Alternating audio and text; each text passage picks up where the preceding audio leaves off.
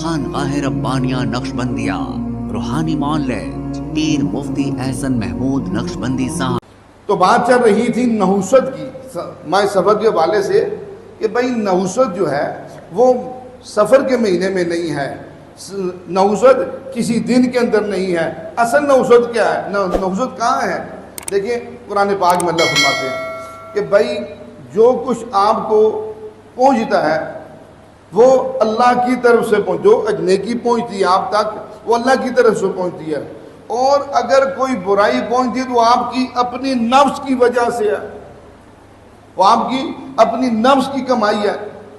بھئی آپ نے وہ اچھا کام کر رہے ہیں وہ اللہ کی طرف سے ہے، اگر برا کر رہے ہیں تو اس کا اثر آپ کی ذات میں پڑے گا۔ تو گویا کہ یہ کہنے کا مطلب کہ انسان جو گناہ کرتا ہے اللہ نے نحوست جو رکھی ہے وہ گناہ کے اندر رکھی ہے، نافرمانی کے اندر رکھی ہے۔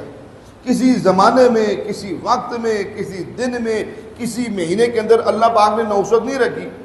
اب جیسے کہا جاتا ہے سفر کے مہینے سے اور بہت ساری باتیں، تو اس میں یہ یاد رکھی جو بنیادی بات ہے کہ جو نحوست ہے، جیسے اب حدیث پاک میں آتا ہے رحمت عالم صلی اللہ علیہ وسلم کیا فرما رہے ہیں، اگر کوئی شخص نماز نہیں پڑھتا، آپ صلی اللہ علیہ وسلم کے الفاظ مبارک، اگر کوئی شخص نماز نہیں پڑھتا، اس بے نمازی کی نحوست دائیں طرف 40 گھروں میں جائے گی، بائیں طرف 40 گھروں میں جائے گی، آگے پیچھے 40 گھروں میں جائے گی۔ گویا کہ ایک بے نمازی کی نحوست 160 گھروں میں جائے گی، 160 گھروں میں جائے گی۔ اب آپ خود اندازہ لگا دیجئے جن گھروں میں اللہ ہماری حفاظت فرمائے بے نمازیوں کا ڈھیر لگا ہوا ہے، ان کی نحوست کا کیا عالم ہوگا، ان کی نحوست کا، یعنی اب نحوست ہے اب نماز نہ پڑھنا یہ نحوست والا عمل ہے۔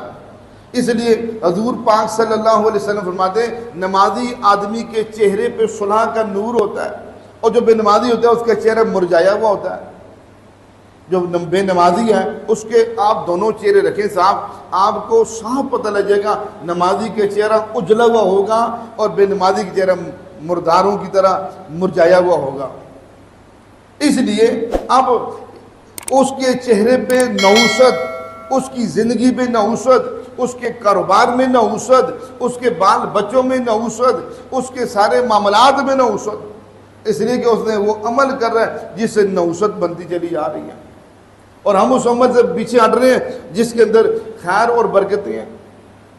تو اس لیے یاد رکھیے نحوست جو ہے وہ اصل گناہ کے اندر ہے۔ ہمیں اپنے آپ کو گناہوں سے اجتناب کر کے ہمیں پاکیزہ زندگی خود سے گزارنی چاہیے۔